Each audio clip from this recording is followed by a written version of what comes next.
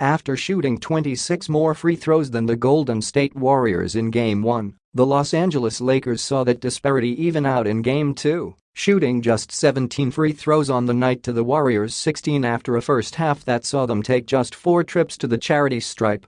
For a team that has relied on its free throw drawing ability to prop up its mostly three-point starved defense, that was a recipe for a blowout loss. Part of that defeat was self-inflicted wounds. The Lakers took 34 threes in Game 2 after only taking 25 in Game 1 and only scored 42 points in the paint versus 52 in the previous win, not including fouls they drew at the basket, which would have increased those totals. It was clear even just by the eye test that with LeBron James getting hot from deep early and Draymond Green making things harder on a tired Anthony Davis, the team was just not going to the bucket as often, as physically or as effectively.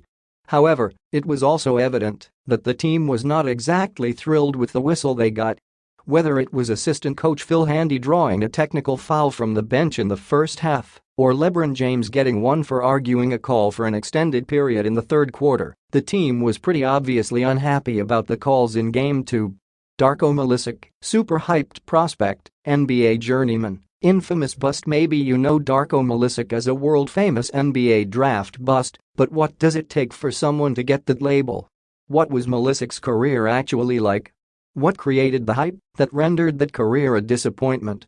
Let's investigate in the prism. After the game, starting point guard D'Angelo Russell made it even more obvious, albeit in a way that will allow him to avoid entering Game 3 with his pocketbook a little lighter, via Sam Amick of The Athletic. When it came to the Lakers' choice to take the politically correct approach on this front, guard D'Angelo Russell was the unofficial spokesman. "I'm not trying to go viral tonight," Russell said when asked about the officiating.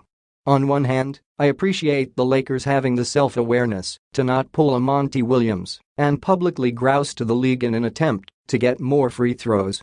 After all, they still shot one more free throw than the Warriors on the night. Even with as many threes as the Warriors take, you can't expect to get nearly 30 more free throws than them per game for a whole series, no matter how aggressive you are in the paint." And as outlined above, the Lakers were visibly less aggressive with the sort of rim-attacking physicality that draws such a free throw differential in the first place. On the other hand, this team also needs to make sure that, even in their heads, they don't let the idea that the referees cost them Game 2 fester in the locker room. That would massively ignore all kinds of real, structural, schematic and fatigue-based problems they had in Game 2.